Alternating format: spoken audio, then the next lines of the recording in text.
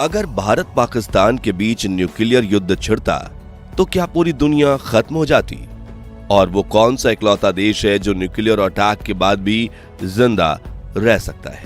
दोस्तों, हाल ही में भारत और पाकिस्तान के बीच तनाव ने पूरी दुनिया को डर के साए में धकेल दिया था, और वो डर था न्यूक्लियर वॉर का डर। ऐसा इसलिए क्योंकि अगर भारत और पाकिस्तान एक दूसरे पर न्यूक्लियर अटैक करते तो उससे न सिर्फ एशिया बल्कि पूरी दुनिया तबाह हो जाती। जी हां, अगर किसी भी दो देशों के बीच न्यूक्लियर युद्ध होता है तो जैसे ही ये न्यूक्लियर मिसाइलें बड़े बड़े शहरों पर गिरेंगी, हर तरफ आग लग जाएगी, करोड़ों टन धुआं आसमान में उठेगा और धीरे धीरे वो धुआं पृथ्वी को ढक लेगा। सूरज की रोशनी धरती पर पहुंचना बंद हो जाएगी, चारों ओर अंधेरा छा जाएगा, इतनी ज्यादा कि दिन और रात में फर्क करना मुश्किल हो जाएगा।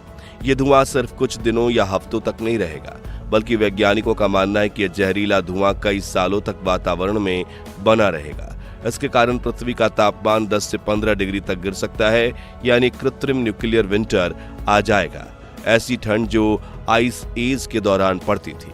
इससे खेती बाड़ी पूरी तरह से बर्बाद हो जाएगी। सूरज की रोशनी और गर्मी के बिना पेड़ पौधे नहीं उग पाएंगे, बारिशें रुक जाएंगी या जहरीली बन जाएंगी, जानवर मरने लगेंगे, फसलें सूख जाएंगी और धीरे धीरे पूरे मानव सभ्यता को भूख से तड़पना पड़ेगा। और ये जानकर आपके रोंगटे खड़े हो जाएंगे कि आज हमारी दुनिया के पास सिर्फ 60 दिनों का ही अनाज स्टॉक है। यानी अगर आज खाना मिलना बंद हो गया तो सिर्फ 2 महीने में पूरी दुनिया भुखमरी के कगार पर पहुंच जाएगी। और ये सिर्फ एक शुरुआत है। रेडिएशन का असर सालों सालों तक रहेगा। कैंसर, जन्मदोष, मानसिक बीमारियां ये सब आम हो जाएंगे। हवा, पानी, मिट्टी सब जहर बन जाएंगे। इंसान तो क्या, कीड़े मकोड़े तक नहीं बचेंगे। इससे आप समझ सकते हैं कि न्यूक्लियर वॉर कितनी ज्यादा खतरनाक होगी। लेकिन क्या आप जानते हैं कि दुनिया में एक ऐसा इकलौता देश है जो अपनी पूरी की पूरी आबादी को न्यूक्लियर अटैक से बचा सकता है? अब अगर आप सोच रहे हैं कि ये देश भारत, अमेरिका, चीन, रूस या फिर जापान जैसी महाशक्ति होगा, तो इसका जवाब है नहीं। बल्कि ये कोई सुपर पावर नहीं, बल्कि वादियों में बसा एक छोटा सा देश है। लेकिन कौन सा और कैसे इस देश ने खुद को न्यूक्लियर अटैक से बचने के लिए तैयार कर रखा है, जानने से पहले वीडियो को प्लीज लाइक कर दीजिए। दोस्तों, आज दुनिया में कुल 12,300 परमाणु हथियार हैं, जो रशिया, अमेरिका, चीन, France, United kingdom, India, Pakistan, Israel और नॉर्थ कोरिया जैसे 9 न्यूक्लियर सुपर पावर देशों के सीक्रेट बंकर्स में छिपे हैं।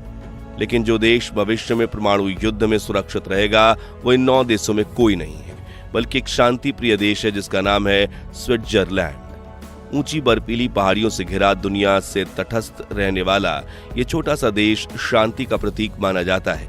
लेकिन इसकी असली ताकत छुपी है जमीन के नीचे, वहां जहां आम लोगों की नजर नहीं जाती।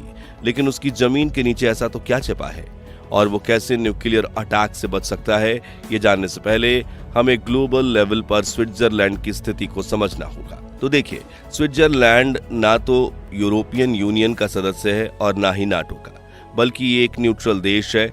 यानी अपनी न्यूट्रलिटी पॉलिसी की वजह से स्विट्जरलैंड दुनिया के किसी भी देश के अंदरूनी या आपसी झगड़े में दखल नहीं देता। आज स्विट्जरलैंड का कोई दुश्मन नहीं है और ना ही दोस्त। फिर चाहे इजराइल गाजा की जंग हो, रूस यूक्रेन का महायुद्ध हो या भारत पाकिस्तान के बीच तनाव, स्विट्जरलैंड किसी भी युद्ध में किसी भी देश का पक्ष नहीं लेता। जैसे कि सेकेंड वर्ल्ड वॉर के दौरान भी स्विट्जरलैंड ने अपने स्विस आर्म्ड फोर्सेस को तैयार रखा था। देश की सरहद के पास आ रहे रिफ्यूजी की मदद भी की थी, लेकिन किसी भी रिफ्यूजी को अपने देश में घुसने नहीं दिया और ना ही युद्ध में किसी का पक्ष लिया। और आपको ये जानकर हैरानी होगी कि स्विट्जरलैंड पिछले 210 सालों से किसी युद्ध का हिस्सा बना ही नहीं है। जी हाँ, 1851 में स्विट्जरलैंड ने दुनिया से अलग रहने की ऑफिशियल अनाउंसमेंट की थी। तब से लेकर आज तक स्विट्जरलैंड किसी देश से युद्ध नहीं लड़ा। और 1940 में जब दुनिया ने पहली बार परमाणु बम विनाश की शरारत की, तब स्विट्जरलैंड ने इससे बचने के लिए तैयारी शुरू कर दी थी। और पिछले 80 सालों में इस देश ने अपने हर एक नागरिक की सुरक्षा का इंतजाम कर लिया है। मगर कैसे? सबसे पहले स्विट्जरलैंड ने अपनी सभी सड़कों को रिमोट कंट्रोल बनाकर रखा है। आसान शब्दों में जो भी सड़क स्विट्जरलैंड की सरहद को पार जाती है, स्विस मिलिट्री ने वहां अपनी बॉर्डर के पार सड़क के नीचे डायनामाइट बिछा रखा है। अगर कोई देश स्विट्जरलैंड पर हमला करने आए या घुसपैठ करने की कोशिश करे, तभी मिलिट्री ने वहां अपनी बॉर्डर के पास सड़कें डायनामाइट से उड़ा देगी और एक बटन दबाने पर ये पूरे देश को जोड़ने वाली सड़कें सरहद के पास ब्लास्ट हो जाएंगी, जिससे कोई भी जमीनी रास्तों से पहाड़ों पर बने इन देश में घुसपैठ नहीं कर पाएगा।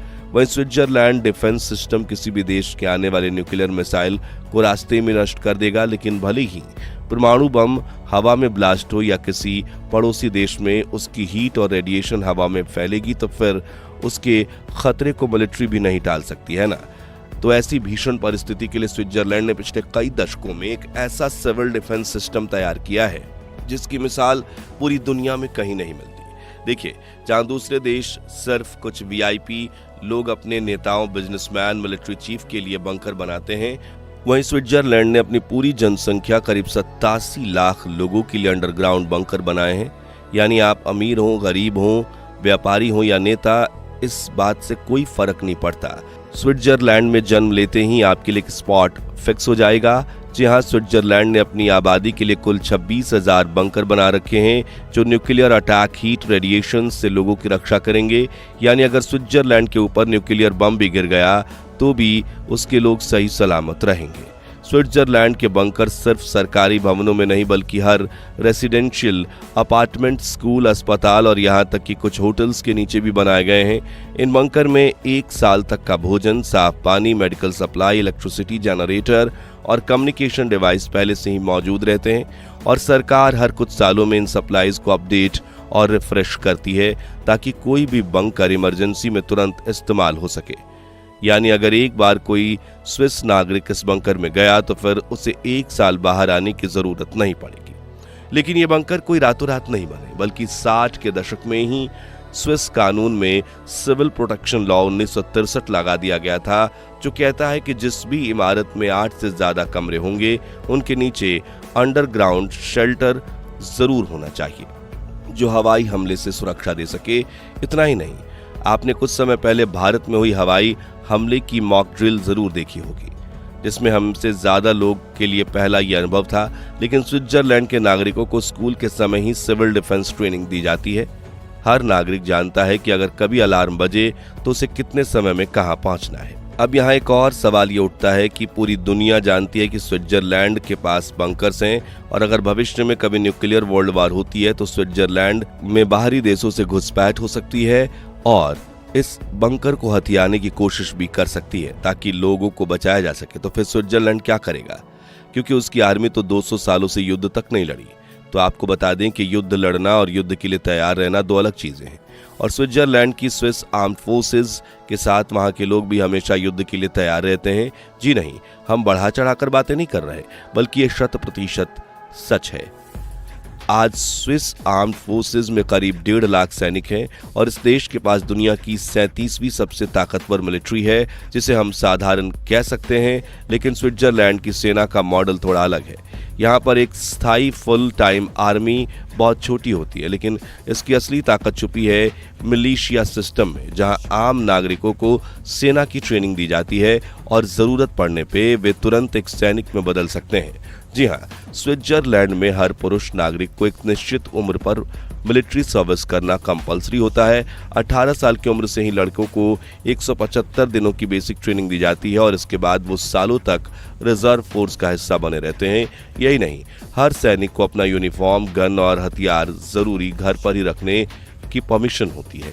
इसका मतलब यह है कि अगर कभी भी युद्ध की स्थिति आती है तो स्विस आर्मी सिर्फ घंटे भर में लाखों ट्रेंड जवानों को एक साथ एक्टिवेट कर सकती है और आंकड़ों की माने तो इन रिजर्व पर्सनल्स की संख्या करीब 10 लाख है। तो इस जरूरत पड़ने पर दुनिया की टॉप 10 मिलिट्री पावर्स मिलाकर इसे वो खड़ा कर देगी। इतना ही नहीं, स्विट्जरलैंड के आम नागरिक भी युद्ध के लिए हमेशा तैयार रहते हैं। यहाँ के स्कूलों में बच्चों को छोटी उम्र से ही सुरक्षा अभ्यास, इमरजेंसी प्लानिंग और बंकर प्रोटोकॉल सिखाया जाता है। यहाँ तक कि महिलाएं और बुजुर्ग भी सिविल डिफेंस वॉलंटियर्स के रूप में रजिस्टर रहते हैं। बंकर सिस्टम में भी हर व्यक्ति की जिम्मेदारी तय है। कोई खाना बांटेगा, कोई मेडिकल देखेगा, कोई रेडियो संचार संभालेगा। हर परिवार के पास इमरजेंसी बैग, मेडिकल किट, नक्शा, सरकारी गाइडलाइन, मैनुअल पहले से मौजूद रहता है। यानी स्विट्जरलैंड सिर्फ बंकरों के सहारे जिंदा नहीं रहेगा, बल्कि वहां का हर नागरिक एक साइलेंट सोल्जर की तरह कार्य करता है, और यही है स्विट्जरलैंड की सबसे बड़ी ताकत। तो दोस्तों, किसी भी देश के पास न्यूक्लियर पावर होना सही है या नहीं, और क्या न्यूक्लियर ताकत वाकई में शांति की गारंटी है, या सिर्फ एक धीमा जहर जो किसी दिन सब कुछ खत्म कर सकता है? आपका क्या मानना है, कमेंट्स में बताइए। ये वीडियो अच्छी लगी हो तो इसे लाइक और शेयर जरूर कीजिए, और ऐसी ही दिलचस्प वीडियोस के लिए चैनल को सब्सक्राइब करके पास वाली घंटी जरूर बजा दीजिए। जय हिंद, जय भारत।